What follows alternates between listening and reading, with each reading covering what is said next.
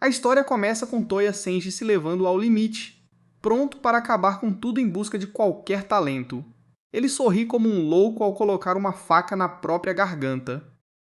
Dias atrás na escola, todos comentam boatos sobre um cara estranho com pétalas de flor que viralizou perto de uma loja de conveniência. Alguns alunos juram tê-lo visto, outros não acreditam. Passam a crer que esta figura enigmática é um assassino em série. Toya, porém, busca manter o foco nos estudos, enquanto o falatório incessante o distrai repetidamente. Nisso, começa a primeira aula e o professor anuncia um novo aluno. Chama Rei do Lu Buffett para se apresentar, mas a garota o ignora e vai direto para o lugar de Toya. Apresentando-se a ele e sentando-se ao seu lado, ela o faz sem que o garoto mostre interesse.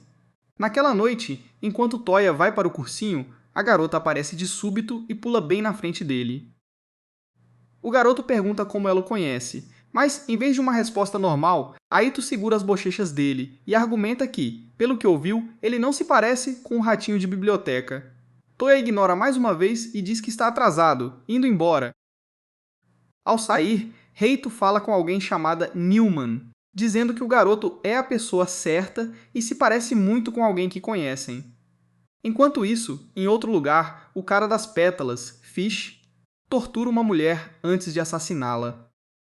Mais tarde, Toya confere os resultados do simulado e se decepciona. Tem uma vaga lembrança que não consegue recordar e deseja qualquer talento que pudesse ter. Por algum motivo, ele não aceita a ideia de viver como uma pessoa comum. Estica a mão para a lua, esperando se tornar mais útil. Enquanto isso, a polícia chega ao local do serial killer após uma denúncia de gritos. Mas como não encontram nada, acham que foi trote. Nisso avistam um homem caído no chão e vão verificar. Fish manda que saiam enquanto ele continua bebendo o sangue da mulher que matou. Um dos policiais levanta a arma, mas já é tarde demais. Perto dali, Toya sente um cheiro estranho e vê os dois policiais mortos no chão. Ele então nota o serial killer, o cara das pétalas, falando alto sobre a sorte de Telsei Tutu. Em vez de entrar em pânico, Toya cerra os dentes e pensa por que só ele não tem talento. Aito aparece por trás e pergunta se ele sente inveja ao ver um talento ali. Ela chama Fish pelo nome e comenta o quanto ele parece estar gostando. Fish diz que é grato a ela por lhe dar esse talento e, como retribuição, quer cozinhá-los em uma refeição deliciosa. Ele avança com uma faca de açougueiro. Mas a garota se teletransporta para longe, levando Toya junto. Ela fala com Newman e agradece, dizendo que a previsão dela sobre como isso se desenrolaria estava correta. Toya pergunta quem é Newman, e, em resposta, ela coloca um dispositivo em seu peito. Ela fala sobre um item que restaura talentos da vida passada e pergunta se ele o usaria. Logo depois, ela saca um pequeno punhal e corta a própria garganta, murmurando Branch of Reincarnation. Toya se preocupa e se levanta para salvá-la. Eito invoca duas lâminas, Harasogi Kubikari, e pétalas começam a brotar de sua garganta ao se transformar num traje impressionante. Fish corre atrás dela para finalizá-la, porém ela detém o ataque, exibe sua força e declara seu nome anterior. Musashi Haranobu Miyamoto. Toya, confuso, observa Newman explicar que as pessoas recuperam talentos de vidas passadas com o Branch of Reincarnation, e os bem-sucedidos são chamados de Returners. Enquanto isso, Reito está em um duelo de espadas com o vilão Fish, parecendo se divertir. Ela o coloca na defensiva. Quando Fish joga uma árvore nela, ela fatia sem esforço. Toya pergunta a Newman sobre as pétalas, e ela diz que são prova de que a pessoa recuperou o talento da vida anterior. Na luta, Fish joga vasos em Reito, mas tudo que ele lança é partido por suas lâminas. Newman detalha as facções entre aqueles que ascenderam ao poder.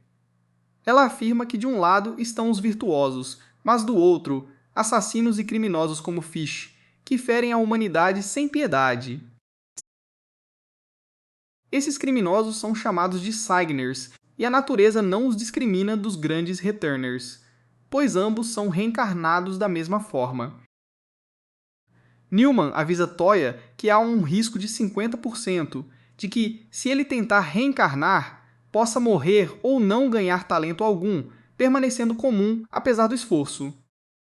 Ela argumenta que sabe que é muito para absorver e que ele pode hesitar, mas Toya sorri como um louco para as ameaças vazias dela. Em vez disso, ele está animado com a chance de ganhar um talento. De volta à luta, Fish zomba de Reito por não atender às expectativas dele, o que a faz ficar séria. Ela usa seu golpe especial, o Eight-Headed Corpse. No início, Fish acha que aparou o ataque. Porém, para o azar dele, o ataque tem 7 golpes adicionais, resultando em seu desmembramento. Kato reporta a Newman que a missão foi cumprida e que Toya já partiu em busca de fortuna. Enquanto isso, a história volta ao presente, onde pétalas começam a sair do pescoço de Toya. Ele tem um pesadelo em que persegue seu irmão Saya, gritando para ele ir mais devagar. Na manhã seguinte, ele é acordado por Aito, que traz a boa notícia de que ele se tornou um Returner como ela. Os dois vão a um parque, onde Toya conta uma história trágica do passado. Ele tinha um irmão mais velho, Seiya, que era um prodígio em tudo. Por causa dele, Toya ficou sob enormes expectativas, mas falhou e se tornou um perdedor patético. Enquanto o irmão ganhava medalhas, ele era constantemente ridicularizado e tratado como um pirralho incompetente. Ele revela que Saya morreu cedo, e Toya foi culpado e expulso de casa. Essa história ajuda Reito a entender por que o garoto estava tão desesperado por um talento, querendo provar seu valor e ter alguma vingança pelo tratamento dos pais.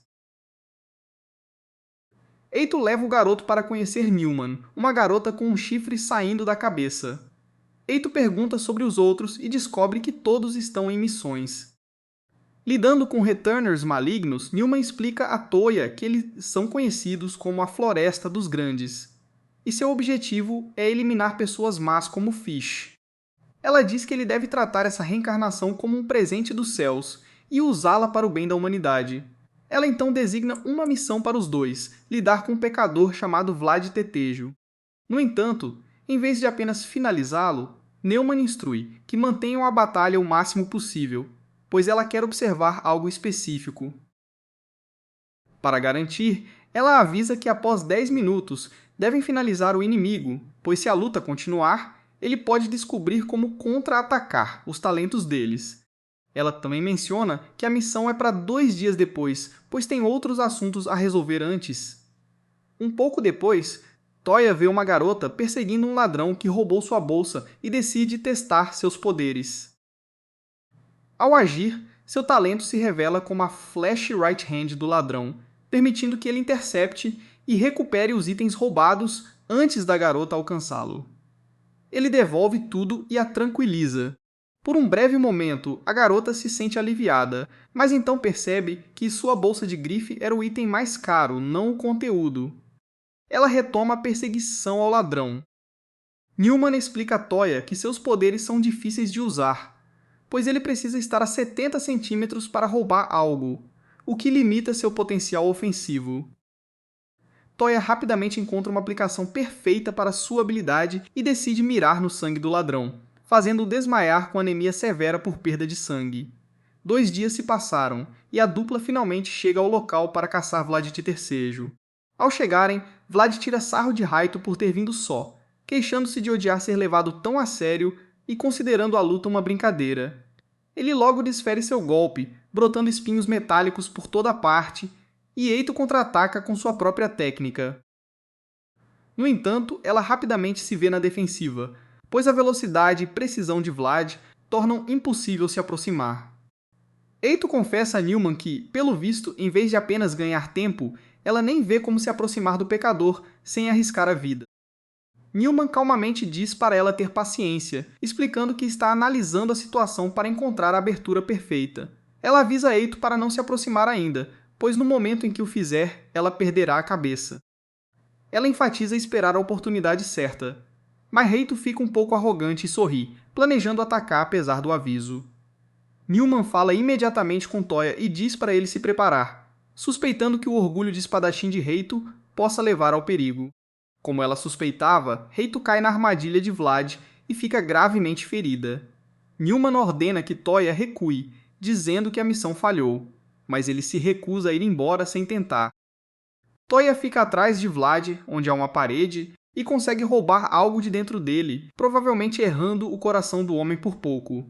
Vlad entra em pânico, argumentando que deveria haver uma parede sólida atrás dele, e desaba.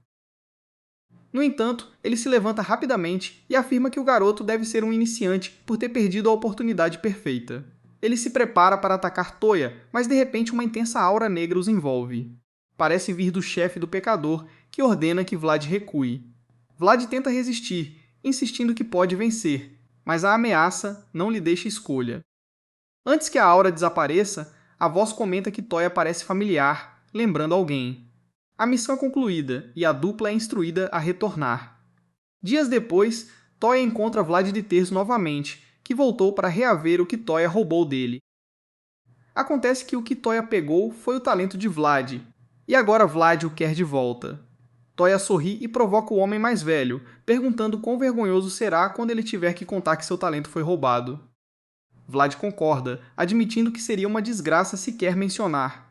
Toya rapidamente desperta seu talento, e desta vez sua reencarnação é diferente porque ele também absorveu o poder de Vlad.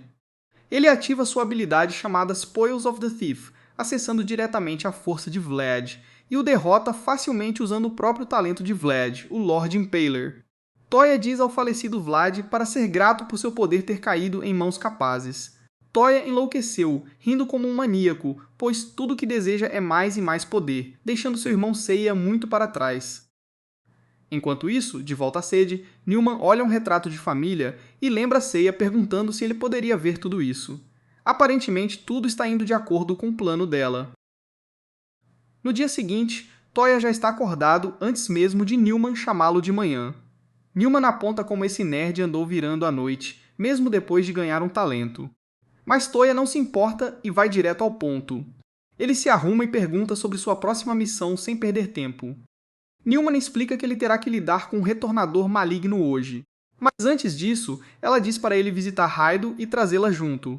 Quando Toya chega na casa dela, ele encontra Raido dormindo pacificamente, sem preocupações. Newman grita imediatamente para ela acordar, mas a garota explica casualmente que estava treinando duro até o amanhecer, por isso ainda está dormindo. Eito tenta fazer piada, mas Newman a interrompe e diz para ela parar de perder tempo e se preparar para a missão. Desta vez, eles foram designados para lidar com um palhaço assassino que tem um talento chamado Gacy. Aparentemente, este palhaço ataca criancinhas e as assassina, por isso eliminá-lo é necessário. Quando a dupla chega ao local, Newman os guia cuidadosamente e os ajuda a evitar uma armadilha, dizendo para eles pularem em direções opostas no último segundo. O palhaço, cujo nome é John, os recebe calorosamente em seu circo de assassinato. Ele estuda os dois e diz confiantemente que despertadores de curta distância não serão um problema para ele, desde que ele mantenha a distância. John então zomba deles, chamando-os de idiotas por caírem direto na armadilha sem pensar. Eito ativa rapidamente suas pétalas de reencarnação. E enquanto o palhaço John ainda está ocupado falando besteiras, ela o abate instantaneamente sem sequer deixá-lo terminar seu longo e chato discurso. Newman reclama com Reito por agir rápido demais por conta própria, já que essa luta deveria ser uma sessão de treinamento para Toya. Eito então percebe que exagerou um pouco e pede desculpas de leve, sem levar muito a sério. Enquanto isso, uma certa agência que vinha observando John silenciosamente agora volta sua atenção para a dupla. Pela conversa deles, fica claro que eles estão em uma missão para eliminar todos os despertadores, independentemente de serem bons ou maus. Mais tarde naquele dia, quase toda a Floresta dos Grandes está perseguindo outro despertador maligno chamado Edward. Atto segue lentamente o rastro enquanto Edward de repente se vira e nota um monte de maçãs caindo de cima. No momento seguinte, ele é jogado no chão por um ataque súbito de gravidade que o prende no lugar. Ele luta contra isso, e de alguma forma consegue se libertar antes de fugir novamente enquanto a perseguição continua. Essa habilidade de gravidade pertence ao cara com cabeça de maçã chamado Newton, que parece estar gostando da perseguição. Ao lado dele está outra despertadora chamada Ayn, que tem o talento de transferência espacial, e ela diz a ele para parar de se exibir, reclamando que é exatamente por isso que ela odeia homens. Ayn então se teletransporta imediatamente para o cara que eles estão perseguindo e retorna com o braço dele na mão. Newton a questiona, perguntando se ela gosta de ver os outros sentindo dor e se pergunta por que ela escolheu não pegar a cabeça em vez disso. A mulher responde calmamente que desferir o golpe final é dever de um soldado e que esse tipo de papel não combina com ela. Nesse momento, outro de seus aliados aponta seu rifle para o retornador maligno e ordena que ele se renda. O retornador maligno rapidamente encontra uma brecha e revida, arrancando os olhos do homem em um instante. No entanto, bem quando ele pensa que venceu e agora tem uma chance de escapar, ele de repente leva um tiro na parte inferior do seu pulmão direito. Acontece que o atirador Hiroshi Funisaka tem o talento do soldado imortal, o que deixa claro que o retornador maligno calculou completamente mal a situação. Enquanto isso, múltiplas cópias de outro retornador chamado Dreus aparecem e começam a cercar o inimigo por todos os lados. Dreus possui um talento chamado Replicador, o que explica por que há tantos dele presentes ao mesmo tempo. Depois de ver quase toda a Floresta dos Grandes parada à sua frente, o retornador maligno finalmente perde a esperança e se rende. Hiroshi atira nele sem hesitação, e após terminar a missão, os retornadores voltam para a base. Lá, eles são elogiados por Newman por seu excelente trabalho, enquanto ela recebe o galho recuperado. Na base, o Hiroshi com aparência de esqueleto é subitamente abraçado por uma retornadora curandeira chamada Nightingale. Ela o lambe casualmente, e isso é o suficiente para curar seus ferimentos e restaurar sua carne. Nightingale então diz a ele para ter mais cuidado, mesmo que ele tenha um corpo imortal. Enquanto isso, o cara com cabeça de maçã observa isso e deseja poder trocar de lugar com Hiroshi para também receber o mesmo tipo de tratamento da Anjo da Cura. Eito então senta ao lado de Toya, que ficou de fora da missão e estava ocupado ajudando Newman a configurar os monitores e a fiação. Ela zomba dele por agir como um garoto de recados, mesmo depois de se esforçar tanto para finalmente ganhar seu talento.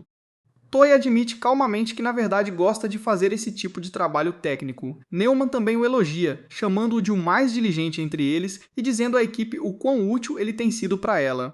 Mutante o recebe na equipe e enquanto Toya olha para todos, Heidou diz a ele que todos aqui são como ele, pois todos já quiseram se tornar algo diferente.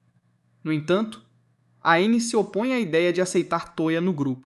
Ela aponta que seu talento se enquadra em uma categoria vilanesca e nem é de alta classe. Ela se recusa a aceitá-lo como aliado, argumentando que ele pode fugir depois de roubar seus galhos. Newman defende Toya e explica que ele tem sido honesto até agora e escolheu o caminho certo para atingir seus objetivos. Eito então abraça Ain com força e a força a concordar em aceitá-lo. No caminho de volta, Rato pergunta a Toya se ele se sentiu frustrado depois de ser criticado assim. Antes que Toya possa responder, ele percebe que as luzes em sua casa estão acesas, e os dois correm rapidamente para dentro para verificar. Lá, ele encontra Itsuki Kitazuka, que lhe trouxe alguns quadrinhos baratos para ler. Rato pergunta a Toya se Itsuki é amigo dele e então se apresenta. Toya explica que este homem costumava ser um prodígio de artes marciais junto com seu irmão, e agora lidera uma unidade de forças especiais em uma força de autodefesa. Aparentemente, Itsuki está aqui para verificar Toya depois de saber que ele não tem frequentado a escola ultimamente. Depois de ver Reito, ele rapidamente assume por conta própria que Toya perdeu o interesse nos estudos depois de arranjar uma namorada. O homem de cabelo carmesim o aprecia silenciosamente por ter trazido alguém como ela. Mas Toya imediatamente nega que ela seja sua namorada. Itsuki então menciona o irmão mais velho de Toya, que costumava ser seu melhor amigo, e começa a se perguntar como ele reagiria se descobrisse que seu irmão mais novo agora tem uma namorada. Toya não aguenta mais ouvir sobre seu irmão, e de repente tenta provar seu valor ativando suas pétalas de reencarnação. A expressão de Itsuki muda imediatamente, e ele seriamente exige saber o que aconteceu com o corpo de Toya. Ele acha nojento que alguém como ele esteja dependendo de poderes de uma vida passada e o chama de perdedor. Ouvindo isso, Reito fica séria e instantaneamente se transforma em Musashi, colocando sua espada bem ao lado do pescoço de Itsuki e dizendo para ele retirar suas palavras. Ela o olha com raiva clara, insistindo em quanto eles tiveram que passar para chegar a este ponto. Ela argumenta que alguém que nasce um gênio natural como ele nunca entenderia essa luta. Mas Itsuki permanece calmo, mesmo com uma lâmina no pescoço, e continua dizendo que tudo o que ele ouve são apenas desculpas. Isso faz Eito perder o controle e a raiva, e ela realmente tenta atacá-lo. Mas Itsuki a domina facilmente e a prende no chão sem muito esforço. Ele diz a ela que está pegando leve com ela apenas porque ela é a namorada de Toya. Antes de sair, ele se vira para Toya e diz o quão decepcionado seu irmão Seiya ficaria se visse o tipo de perdedor que ele se tornou. Toya, no entanto, sorri e responde que não tem culpa de suas escolhas e que pretende superar seu irmão um dia. Do outro lado, Itsuki retorna para sua unidade, e descobre-se que ele é o capitão da mesma equipe que vinha perseguindo a dupla anteriormente. Sua unidade pergunta a ele se eles devem prosseguir com a operação, mas ele cancela a missão por enquanto, e até diz para eles retirarem a equipe de interferência também. Enquanto a maioria dos homens aceita sua decisão sem questionar, um jovem chamado Yoshiki Minami se opõe e argumenta que eles não deveriam deixar amostras tão valiosas escaparem tão facilmente. De volta em casa, Reito fala sobre o quão forte Itsuki era como um talento nato. Para animá-la, Toya lembra que ambos são iguais à sua maneira. Ouvindo isso, Reito continua e fala sobre o quão comum ela costumava ser antes de ganhar seus poderes. Ela revela que era uma criança abandonada que cresceu em um orfanato. A pobre garota era constantemente intimidada apenas por causa de sua cor de cabelo e olhos diferentes. Ela se lembra que naquela época um mestre de um dojo próximo a acolheu e prometeu treiná-la adequadamente. O mestre do dojo teve que enfrentar muita oposição quando tentou adotá-la, mas sua forte resolução superou todos, e ele escolheu treiná-la pessoalmente. Eito deu tudo de si em seu treinamento, e até recebeu elogios de seu mestre por seu esforço. Ele a permitiu chamá-lo de pai, e para animá-la, disse que ela o superaria um dia. Ela explica que é por isso que ela quer se tornar uma espadachim. No entanto, apesar de todo esse esforço, ela ainda não tinha talento real como uma verdadeira espadachim, o que a magoou profundamente. Foi quando ela ouviu falar do galho da reencarnação, e começou a procurar em todos os lugares para ganhar um talento para si mesma, esperando que pudesse corresponder às expectativas de seu mestre se tivesse sucesso. No entanto, seus recém-adquiridos poderes se mostraram demais para seu mestre lidar. Em seu estado de Musashi, ela acabou ferindo-o tão gravemente que ele nunca mais pôde empunhar uma espada. As pessoas no dojo, que já eram contra sua adoção, a expulsaram imediatamente e a rotularam como traidora. Ela então revela seu objetivo de trabalhar duro e reconstruir o dojo um dia, e é por isso que ela quer se tornar uma retornadora completa o mais rápido possível. Esta é a primeira vez que Toya ouve falar da ideia de um retornador completo, e ele fica curioso sobre o que isso realmente significa. Por outro lado, Itsuki admite para o baixinho que ele nunca quis visitar o irmão de seu amigo em primeiro lugar. Enquanto isso, Newman começa a explicar o conceito para Toya. Ela diz a ele que todos na equipe, exceto ele e Heidou, já são retornadores completos. Quando ela pergunta a ele o que ele acha que é comum entre os retornadores completos, Toya responde casualmente que todos eles parecem esquisitos, apontando como um tem uma maçã em vez de uma cabeça. Enquanto Newman mesma cresceu chifres, ela explica que há um certo limite para quanto tempo alguém pode alternar entre formas antes de ficar permanentemente preso como retornador. E uma vez que isso acontece, eles são reconhecidos por nomes anteriores como um sinal de sua conquista. Ela também menciona que, embora Reito ainda não tenha se tornado uma retornadora completa, todos já a chamam de Musashi. Naquela noite, Toya mostra a Reito como seu poder funciona e demonstra como ele pode usar talentos roubados. Ele hesita em perguntar se está realmente tudo bem para ela ficar feliz por ele, já que há uma chance de ele acabar roubando as habilidades de seus próprios aliados. Eito, no entanto, sorri e diz para ele pegar o máximo que puder, dizendo que seria culpa apenas de quem for lento demais para proteger seu poder. Ela pergunta se ele mostrou isso a ela porque achou que ela tentaria impedi-lo. Ela então se aproxima, prendendo-o contra a parede e diz para ele se tornar mais forte, prometendo que ela ficará forte o suficiente para deixá-lo com ciúmes, para que ele venha atrás de seu talento um dia. Nesse momento, os dois fazem uma promessa de se tornarem mais fortes juntos. Enquanto isso, parece que Ashiki e Itsuki já encontraram um prisioneiro que é um retornador. Seu prisioneiro lhes diz que só se deixou capturar por causa de uma profecia chamada sem graça. Itsuki admite que qualquer coisa que o pecador previu acaba acontecendo, mesmo que isso o frustre vê-lo acontecer. Ele acrescenta que os retornadores normalmente usam uma faca para extrair seus poderes, mas para ele, todo o conceito parece extremamente suspeito. Yoshiki também aponta que nem mesmo sua equipe de análise conseguiu descobrir do que é feito o material da faca, o que apenas aprofunda o mistério. Itsuki então ameaça o pecador e exige que ele revele tudo o que sabe, mostrando o equipamento que pretende usar para forçá-lo a cooperar.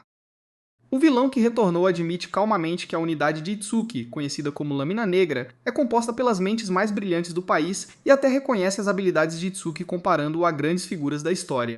No entanto, ele o lembra que ele ainda não passa de um mero mortal cuja existência não tem peso real.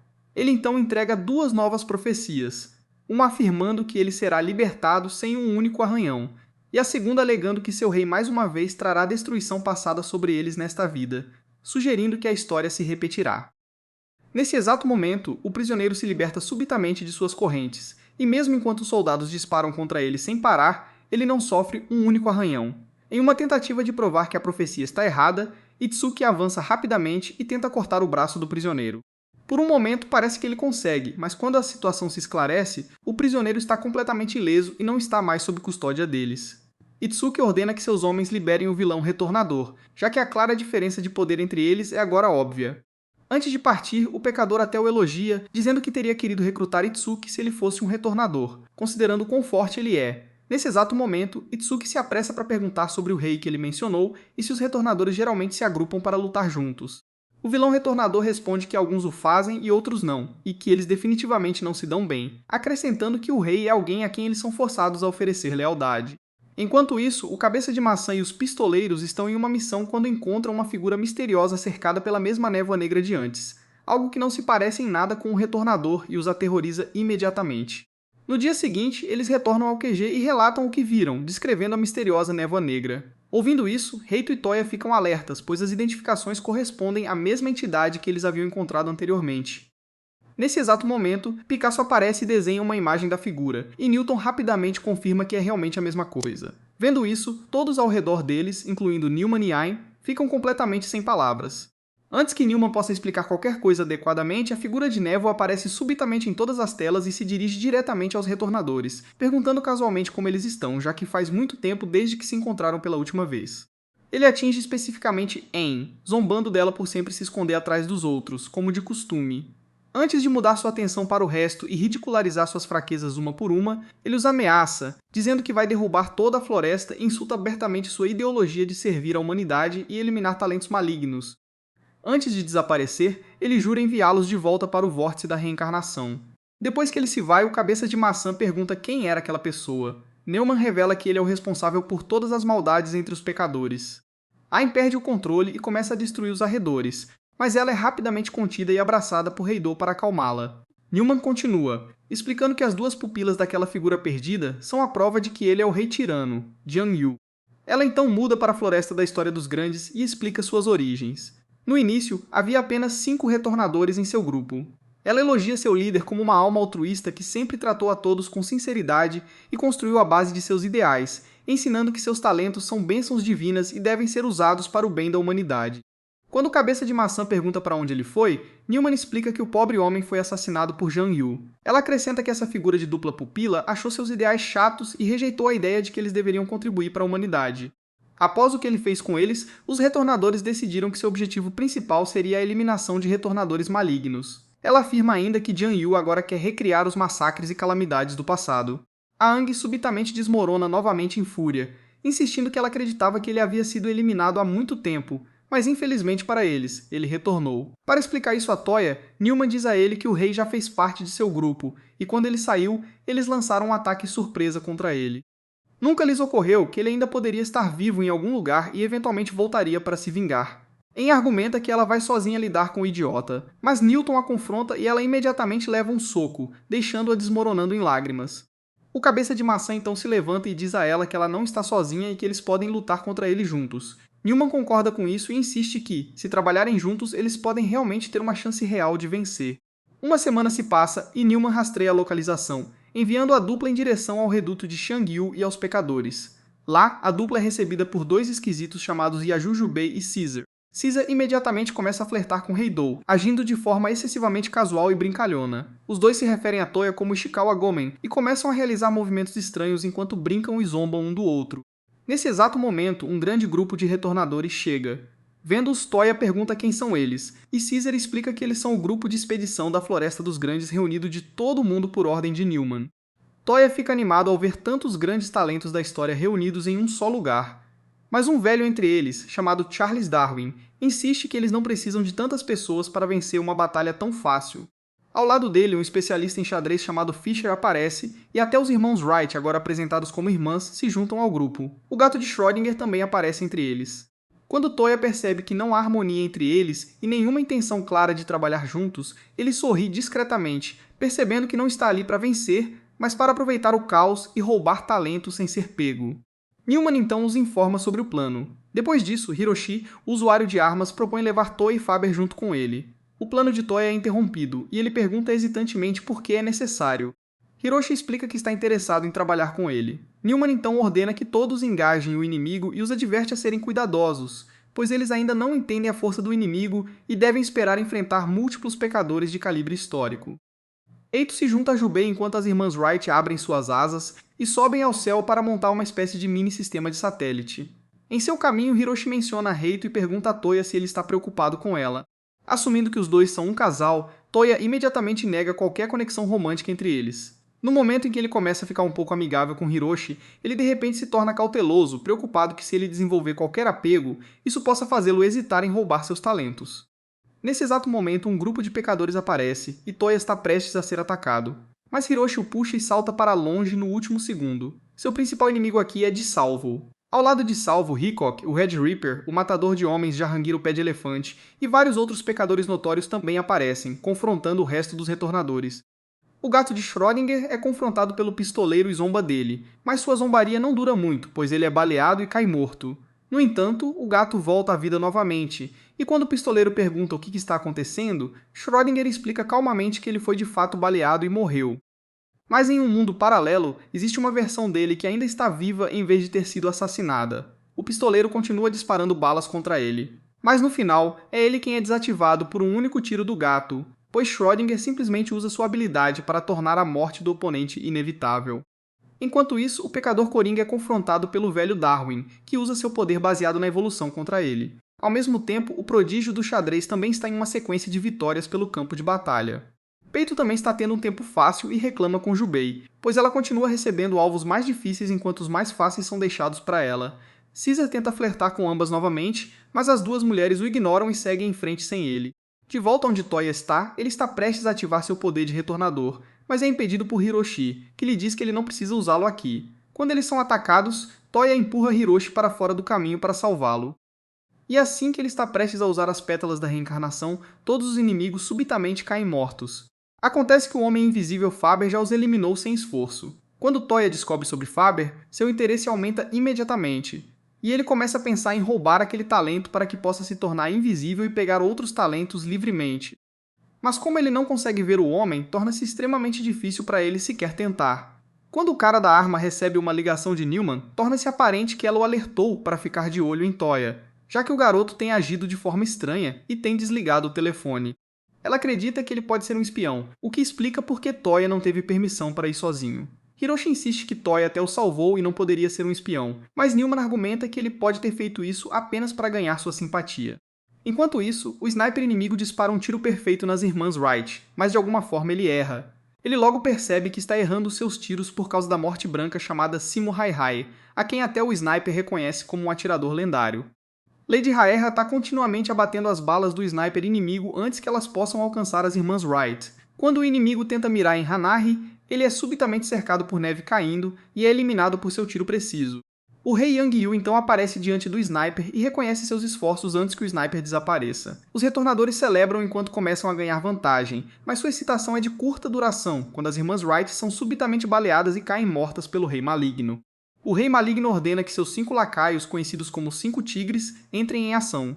Hiroshi tenta se comunicar com Newman, mas fica preocupado quando a conexão é cortada. Assim que ele está prestes a ser atacado novamente, Toya usa o talento roubado do exército pecador para salvá-lo. Isso chama a atenção do cara da arma, que imediatamente aponta sua arma para Toya e o confronta. Exigindo saber por que ele tem aquele talento, ele aponta a arma para Toya e pergunta se ele é realmente um espião. Toya insiste que é tudo um mal-entendido, mas a situação só se intensifica a cada segundo que passa.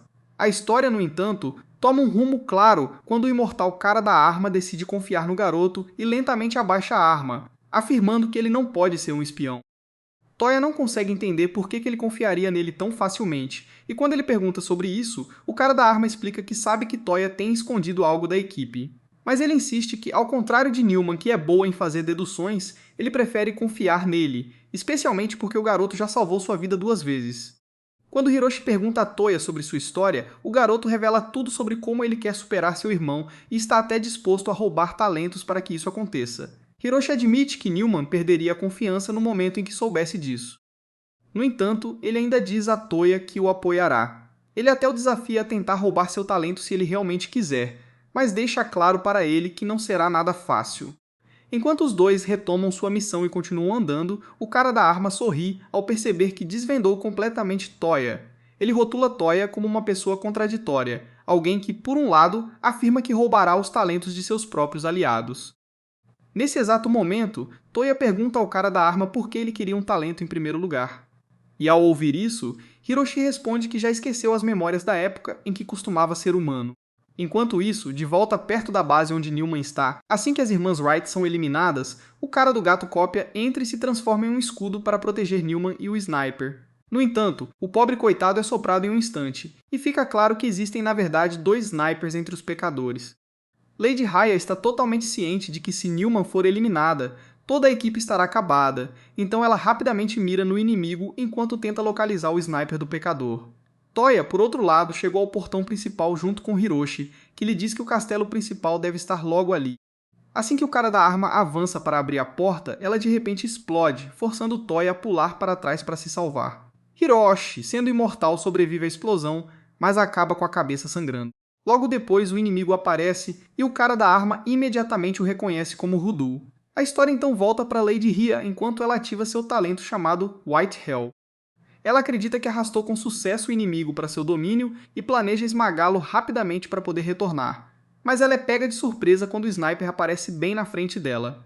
Ele calmamente diz a ela que depender de seu escopo é sua fraqueza mais óbvia, então elogia seu talento, enquanto admite que Whitman perdeu para ela por um motivo. Vendo as penas brancas ao redor dele, não demora para Rhea perceber que o pecador parado na frente dela não é outro senão o herói do Vietnã Carlos Hathcock. O herói do Vietnã diz a ela que permitirá que ela comece de novo e até lhe dá a chance de se afastar para uma grande distância, instruindo-a claramente a não atirar nele até então. Pejel para no meio, perguntando com genuína preocupação o que um grande herói como ele está fazendo no exército do pecador. Carlos pergunta se ela ainda não entende, e então diz claramente que vão resolver tudo nesta batalha. Do outro lado, Toya e Hiroshi lidam com uma situação parecida, quando Toya percebe que Rudel é um herói do exército alemão e começa a questionar se o exército dos pecadores deveria ser composto por retornados criminosos em vez de figuras como essas. Rudol chama Toya pelo nome, deixando o garoto completamente assustado com como ele o conhece. Ele então diz para ele observar atentamente enquanto lança um ataque pesado em Hiroshi, deixando apenas seu esqueleto para trás. O cara imortal da arma, no entanto, se regenera rapidamente. Rudol continua falando sobre como a forma de imortalidade de Hiroshi é inferior, mas o cara da arma não mostra interesse na conversa, e em vez disso saca suas armas para continuar a luta. Enquanto a batalha avança e Rudel continua dominando, Toya observa cuidadosamente ambos os lados. Fica claro que ambos os lutadores são imortais, mas suas habilidades funcionam de maneiras muito diferentes. Enquanto o cara da arma confia em armas de fogo pequenas e granadas, o herói alemão está equipado com uma poderosa metralhadora que lhe dá uma clara vantagem em poder de fogo bruto. Enquanto Toya espera que Faber chegue logo e mude a situação, o garoto invisível já se perdeu e seu rastreador está comissionado. Ele encontra 2 pecadores inimigos no caminho e decide eliminá-los enquanto está nisso. No entanto, seu disfarce é completamente superado quando o Homem Negro olha diretamente para ele como se pudesse realmente vê-lo. A pecadora afirma calmamente que sabe que é Faber com ocultação perfeita, mas então explica que já é jogo de morte para ele. Os 2 pecadores se revelam Lady Hitler e Tio Paul. Lady Hitler explica que conhece o talento dele porque sua própria habilidade, Enigma, permite que ela saiba todos os talentos que existem, e quanto a avistá-lo, ela diz que foi possível por causa de seu cheiro. Ela explica ainda mais que Tio Paul corroeu a floresta usando seu talento de corrosão, enchendo o ar com um cheiro constante de decadência. E por causa disso, a presença de Faber, que de outra forma seria inodora, tornou-se perceptível, apesar de ele estar silencioso e invisível. Ela deixa claro que eles o prenderam com sucesso e no momento seguinte, Tio Paul o derruba instantaneamente. Lady Hitler então acrescenta que eles nem sequer conseguirão identificar seu corpo, chamando de lamentável que ninguém possa vê-lo nem na morte. Enquanto isso, de volta ao confronto entre os dois imortais, Hiroshi mal consegue se manter. Ele continua se regenerando e aparece novamente na frente de Toya, enquanto até elogia a ofensiva e a defesa de Rudol. Ele admite que a situação atual é ruim, pois não consegue encontrar nenhuma maneira clara de derrotar o pecador. Quando Toya aponta que ele pode continuar se regenerando, Hiroshi o lembra que usar seu talento o drena pesadamente, deixando claro que suas habilidades consomem uma enorme quantidade de estamina e espírito, e por causa disso, até mesmo sua imortalidade tem seus limites. Ele diz com dor que claramente atingirá seu limite primeiro e acabará perdendo para o herói alemão. De volta ao confronto de snipers, Rei já continua atirando repetidamente, mas cada tiro erra. Ela começa a se perguntar por que Carlos não está lutando de volta, até pensando que talvez ele não consiga atirar por algum motivo.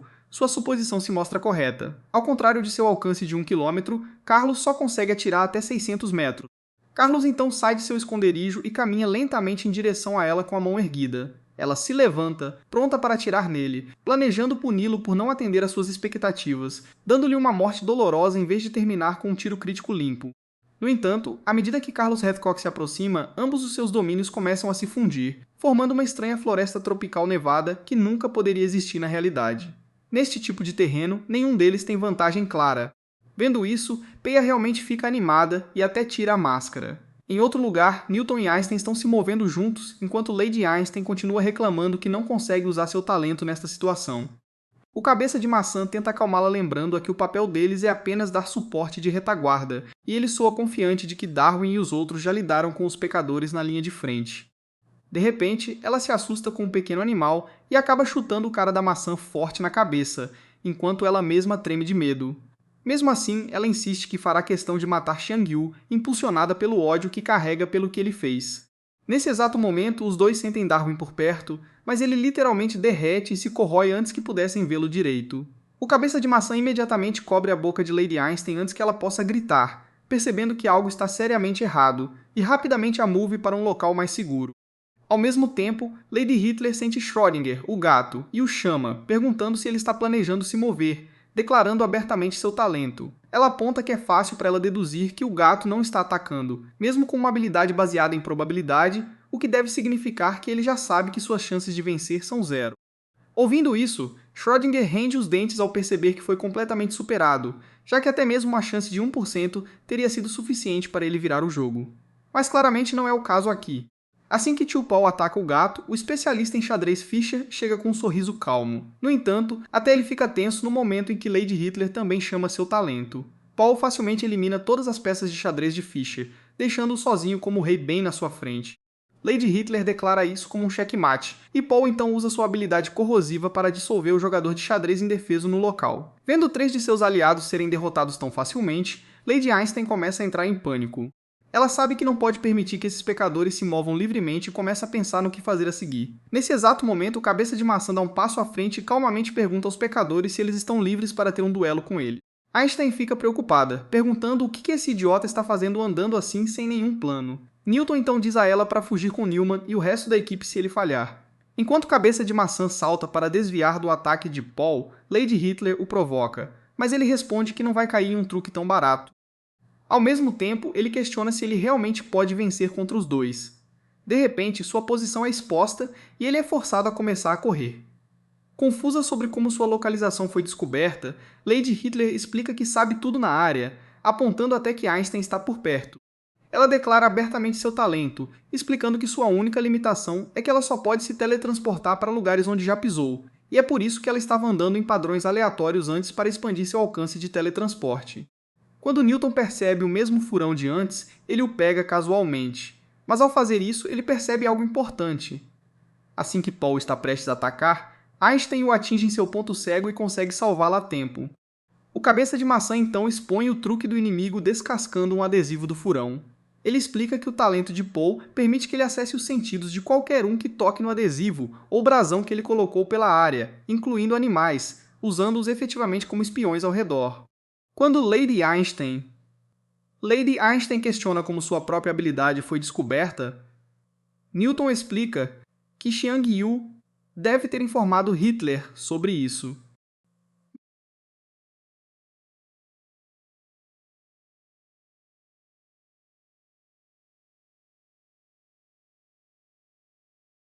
Newton então se vira para Einstein e diz a ela que há uma mudança de plano e que ela precisa ficar perto dele. Ele explica que não usou seu talento nenhuma vez até agora, o que o torna o único fator desconhecido nesta situação e sua única chance real de vencer. De volta à batalha entre os imortais, Hiroshi agora está tentando lutar de forma mais agressiva. No entanto, ele ainda acaba do lado perdedor, pois Rudol aponta que sua regeneração diminuiu visivelmente. Hiroshi responde dizendo para ele olhar sua própria condição, pois até ele está coberto de arranhões que não consegue curar. Vendo os dois se enfrentarem tão imprudentemente, Toya fica inquieto, sentindo que algo está errado com Hiroshi, que geralmente é muito mais calmo. Hiroshi se perde em suas memórias sobre quando finalmente perdeu sua identidade do mundo moderno. Tudo o que ele consegue lembrar claramente são as pétalas de flores saindo de seu pescoço e o momento em que seus talentos da vida anterior foram despertados. Como troca, todas as suas memórias são roubadas e ele perde a razão para viver. No entanto, logo ele entra em contato com os caras bons e é recrutado por Newman em sua luta para proteger a humanidade. Como ele não tem nada melhor para fazer, ele é sobrecarregado por essa ideia nobre e vai para os campos de batalha em uma tentativa de encontrar seu destino. Ele continua atirando como o verdadeiro Hiroshi Funasaka de sua vida anterior e logo acha digno o suficiente para fazer parte das forças dos grandes. No entanto, em um ponto, ele começa a sentir falta do passado e acha todo esse negócio de herói entediante. Quando Hiroshi volta à consciência, ele é baleado em todo o corpo. Desta vez, ele perdeu muito de si mesmo para se dar ao luxo de regenerar e, vendo sua situação desesperadora, Toya entra. Quando Toya percebe que o herói alemão Rudel é resistente a mirá-lo, ele pensa que eles podem realmente ter uma chance de virar essa luta. Ele decide tirar vantagem disso e diz a Hiroshi que eles podem realmente ter uma chance nisso. No entanto, quando ele olha para o cara da arma, ele o encontra se desintegrando e já tendo perdido toda a esperança. Toya tenta argumentar com ele e pergunta se ele ainda tem algum objetivo que queira alcançar. Ouvindo isso, Hiroshi de repente se lembra de algo e rapidamente empurra Toya para trás enquanto enfrenta Rudu novamente. Ele começa a se regenerar rapidamente enquanto agradece a Toya e diz a ele que não quer mais que ele intervenha. Ele se aproxima do herói alemão e o saúda. Ele confessa que finalmente descobriu o que estava atrapalhando sua cabeça. Funasaka admite que nunca fez parte dos grandes e não tinha intenção real de ajudar a humanidade. Tudo o que ele sempre quis foi uma chance de lutar onde pudesse rasgar seu oponente ou ser rasgado por ele mesmo. Rudol diz ao cara que ele sente o mesmo, e é exatamente por isso que ele se juntou aos vilões, esperando lutar contra alguns dos grandes. Os dois agem como maníacos de batalha prontos para morrer lutando um contra o outro. Rudol argumenta que o ato de salvar e o patriotismo são apenas uma desculpa esfarrapada e diz que a única coisa que as pétalas lhes deram foi o talento. Ele continua que a maioria dos retornados é consumida pelos nomes do passado e se torna de Lulu por causa disso. Os dois se perguntam quem eles realmente são, ao que Rudolph responde que ele tem certeza de que eles não são mais humanos, e aqueles que costumavam ser cortaram suas próprias gargantas para buscar talentos. Em troca, eles até esqueceram seus nomes e o que queriam alcançar usando esses poderes ou a aprovação de quem eles queriam. Ele argumenta que querer uma coisa os fez perder tudo. No entanto, Rudolph então menciona que Toya ainda não perdeu suas memórias e ainda é um retornado incompleto. E é por isso que Jianshu pediu a ele para permitir que qualquer um que mantivesse seus nomes modernos passasse livremente. Ele não sabe por que Jianshu disse isso, mas acha que é porque o garoto ainda é humano e ainda tem um futuro. Ele sente inveja de Toya enquanto se pergunta quais eram seus próprios nomes anteriores antes de decidir se aposentar cedo da imortalidade. Assim que eles se engajam alegremente em uma batalha até a morte, a história muda para o herói vietnamita Carlos Halfcock, que é baleado até a morte, mas leva Rei para a sepultura junto com ele. O rei Xiangshu diz ao seu assistente que está feliz que seus amigos morreram nas mãos de um oponente digno. Enquanto isso, Reito entra pela porta junto com Jubei e Caesar, mas não há ninguém à vista. Caesar brinca que todos ao redor podem ter ido para casa descansar. Ele tenta flertar, mas é golpeado de karatê por Jubei. Os dois falam sobre como Musashi ainda é um retornado incompleto e ainda tem potencial oculto. Quando Jubei se pergunta por que há um antigo coliseu aqui nesta era, Caesar pergunta a ela se ela conhece o coliseu romano. Nesse exato momento, um dado cai da mão de Caesar no chão, e no momento em que toca o chão, a história toma um rumo dramático quando o cara-anjo literalmente apunhala o peito de Jubei. Enquanto isso, Hiroshi pergunta a Rudel sobre o espião entre suas fileiras e argumenta que Newman acredita ser Toya. Rudel concorda que há 5 generais tigre em suas fileiras e revela que o espião não é Toya, mas o herói de Roma, que é o retornado mais poderoso entre os 5 generais tigre. Aparentemente, Caesar era o 1, e ele agora tirou Jubei assim que revela sua verdadeira forma blindada. Eito não consegue acreditar e rapidamente salta para vingar sua amiga. No entanto, a diferença de força logo se torna aparente, pois ele a joga para longe com facilidade. Caesar diz a ela para prestar atenção em sua arma longa e então começa a elogiar as posturas do passado, mas Eito não tem interesse em ouvir sua conversa e vem para um ataque.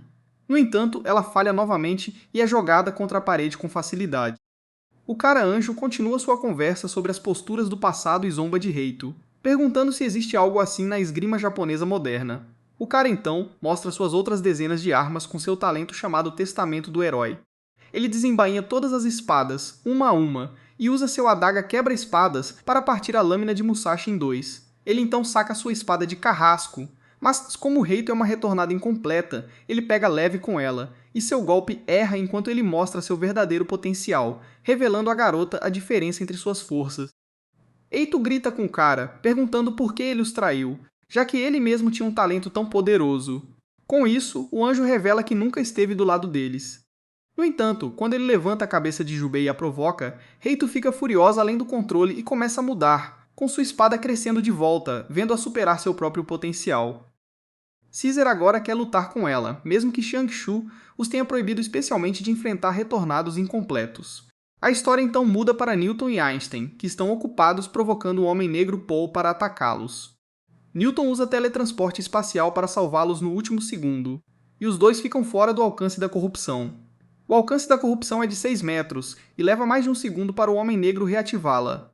Por outro lado, o cara da maçã tem um raio de 4 metros, e mesmo com uma leve desvantagem, ele ainda consegue acompanhar. Einstein entra na brincadeira até que não consegue deixar de perguntar se zombar do Homem Negro realmente vai funcionar.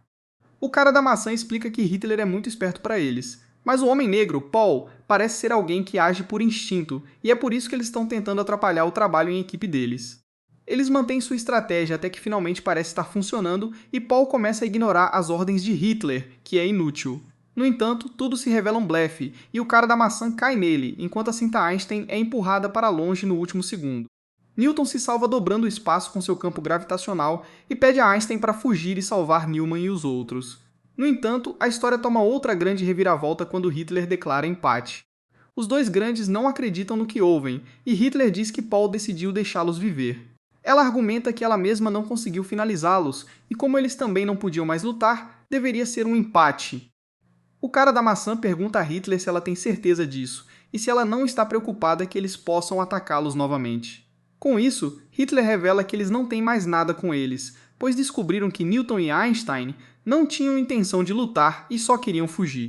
Ela argumenta que eles têm reflexos humanos de salvar uns aos outros, e diz para eles valorizarem isso até o fim. Aparentemente, eles só foram encarregados de acabar com os consumidos pelas pétalas, e Newton e Einstein não parecem ser eles. Ela e Paul então se desintegram.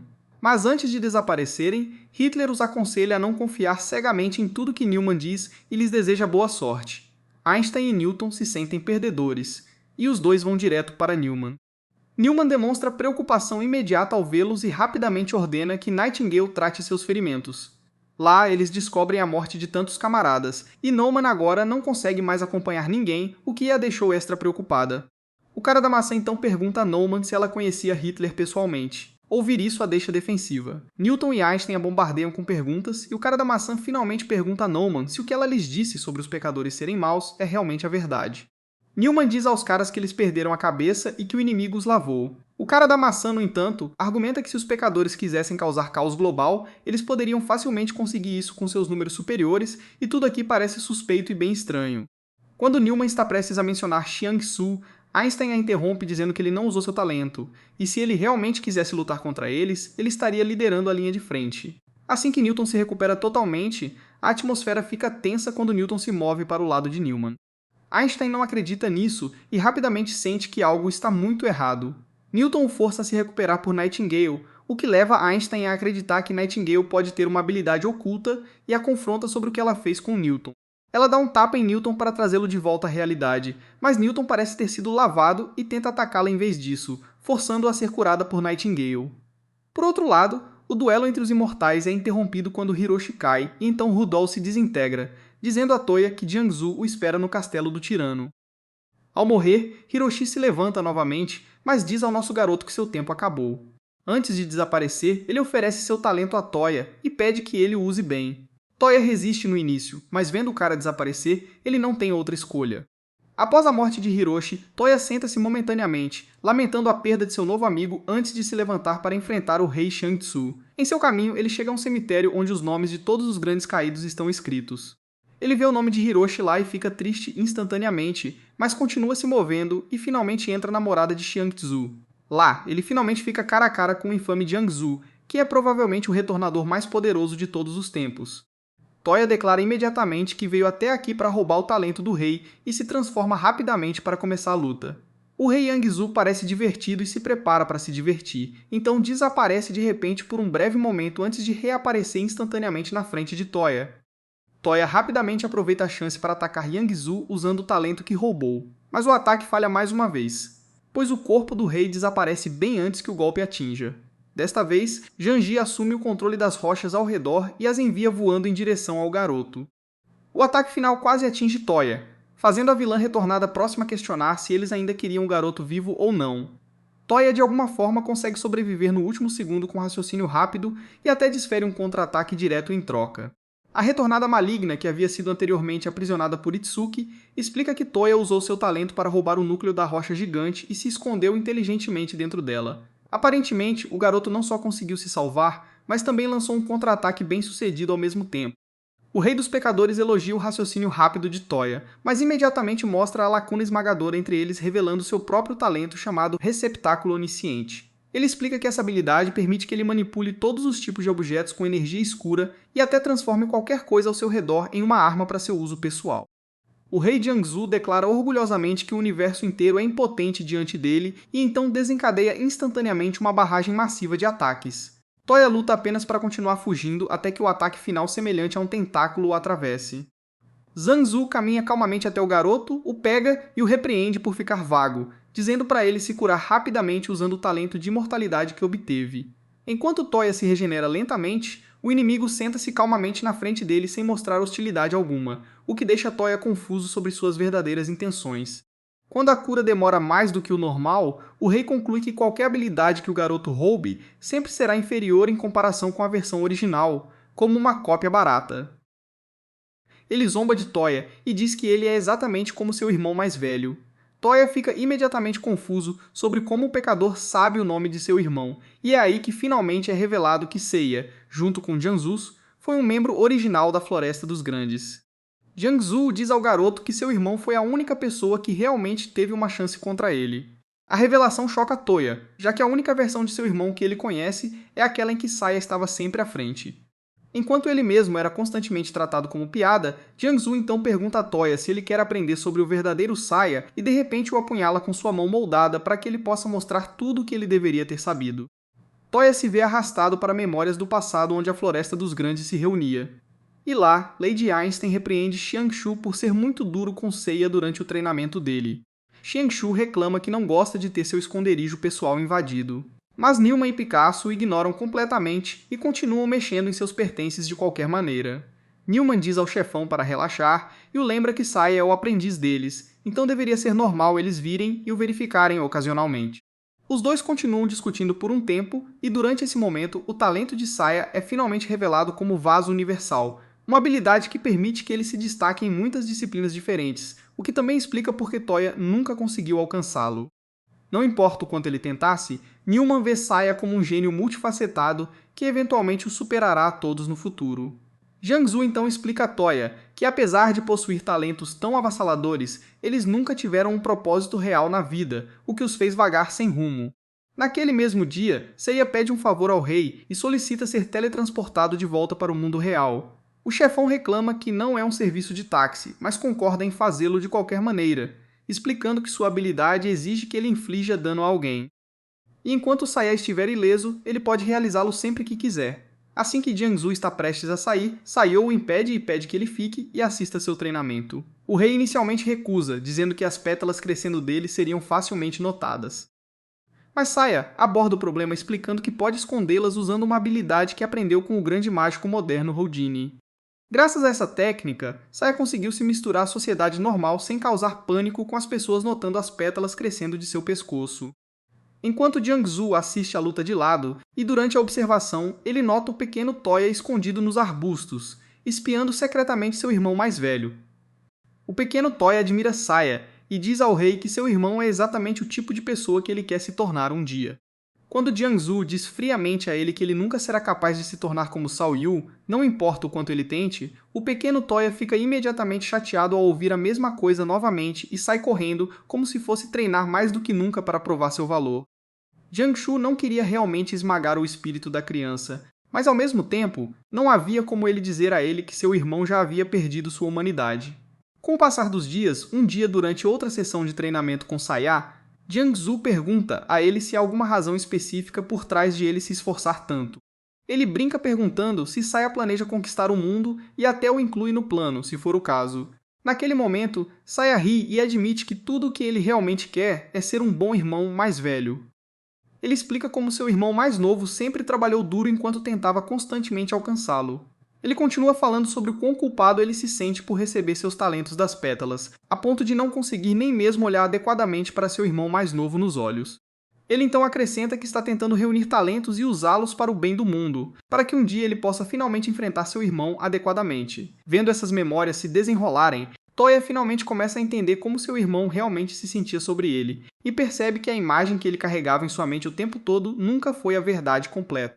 Quando Seiya começa a falar sobre seu desejo de paz mundial, o rei inicialmente ri da ideia, mas eventualmente concorda com ela e reúne todos os grandes, declarando que seu novo objetivo a partir de então será trabalhar pela paz mundial.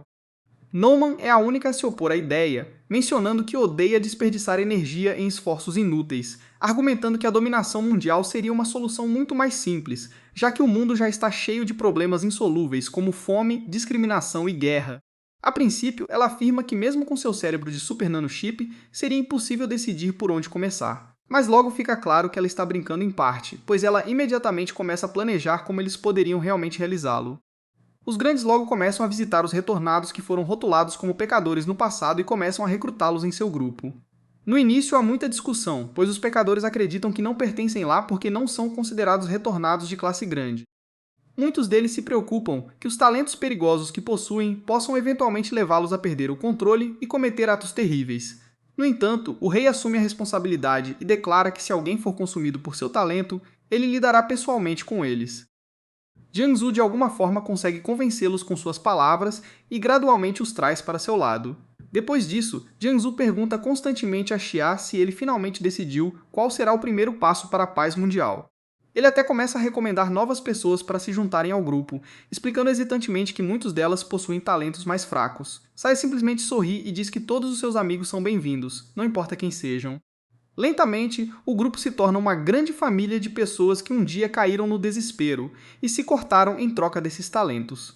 Eles finalmente se unem sob um único sonho, e isso só se torna possível porque Saya está no centro como líder. No entanto, um dia tudo desmorona quando Xiangshu é chamado para uma reunião com os membros fundadores. E Saiu revela inesperadamente que está abandonando as promessas que fez. Ele aparece como se tivesse chorado antes de chegar lá, e então Saiu anuncia o primeiro passo do novo plano deles, que é a erradicação completa de todos os retornados da classe pecador. Isso choca o rei, que imediatamente se opõe à ideia e lembra Saiu que isso nunca fez parte do acordo que fizeram. Jiangsu começa a perder o controle das emoções, mas Saya explica que Newman fez uma pesquisa que mostrou que a taxa carmesim entre os pecadores tem aumentado rapidamente. Logo fica óbvio que a mudança repentina de Saya aconteceu porque o pequeno Toya foi atacado por um pecador e eles mal conseguiram salvar a vida do garoto. Consumido pela raiva e vingança contra os pecadores após esse incidente, Saya muda completamente de direção e insiste que todo pecador deve ser erradicado. No início, o rei tenta argumentar logicamente e aponta que muitos pecadores são completamente inofensivos, mas então ele amargamente diz aos amigos para começarem com ele, já que ele também pertence à classe pecador. Quando Saya hesita porque Jiangsu é seu amigo, o rei tenta convencê-lo lembrando que os outros pecadores que prometeram proteger também são seus amigos, e ele não pode simplesmente abandoná-los. Dominado pela emoção, o rei declara furiosamente que os pecadores não são pessoas que deveriam ser assassinadas por acusações infundadas movidas por ego e autojustiça. Ele então declara guerra abertamente contra eles. E antes que Newman possa terminar de gritar para ele parar, ele já apunhalou Xia. Einstein avança instantaneamente para se vingar, mas erra por pouco o ponto vital de Jiangsu no caos dessa traição repentina. A verdadeira natureza de Newman é finalmente revelada enquanto ela sorri calmamente, enquanto Saie se teletransporta com Jiangsu para o mundo da superfície. Lá, Jiangsu pergunta ao amigo se ele realmente quer que ele fuja em vez de realizar o massacre da classe pecador que ele acabou de anunciar. Saia pede desculpas a ele, enquanto o rei argumenta que ele deveria ter sabido que Saia não queria que ninguém se machucasse, e que isso foi apenas raiva depois que ele viu seu irmão se machucar. Ele diz a Saia que eles ainda podem chegar a um meio termo, mas Saia parece ter desistido. Ele diz ao rei para passar uma mensagem ao irmão que sente muito por não ter sido um bom irmão, e então ele morre, desaparecendo no ar. Ao retornarem ao presente, o rei admite a Toya que ele errou feio ao deixar Seiya carregar todo o fardo de alcançar a paz mundial. No entanto, ele também diz que não vai se desculpar pelo que fez. Toya agradece por compartilhar tudo, porque agora ele finalmente entende que seu irmão não era um gênio intocável, mas um retornador como ele, que também lutava para ter sucesso. Ele diz que sua mente está finalmente em paz sabendo o quanto Saia se importava com ele, mas rapidamente vai direto ao ponto e pergunta por que o rei lhe mostrou tudo isso. Perguntando-se se ele está tentando motivá-lo para algo, o rei lhe diz que seu objetivo é simples, e é parar Newman. Darmont e os outros retornadores malignos então intervêm e lembram Toya que ele deve ter passado por um cemitério onde eles já criaram túmulos baseados em sua profecia, e de alguma forma eles estão se acabando para sempre. A situação fica mais vaga quando o rei finalmente levanta que Neumann provavelmente usou o objetivo de Seika de paz mundial para esconder suas verdadeiras intenções, e eles não têm ideia de quem ela vai atacar em seguida, agora que a classe pecador se foi. Nesse momento, a porta se abre, com Caesar trazendo Yaju, dizendo que ele precisa ser tratado rapidamente. Logo depois, a porta é aberta com um corte, e a pessoa parada lá é Musashi, fazendo parecer que Reito pode ter completado sua reencarnação e finalmente se tornado Musashi.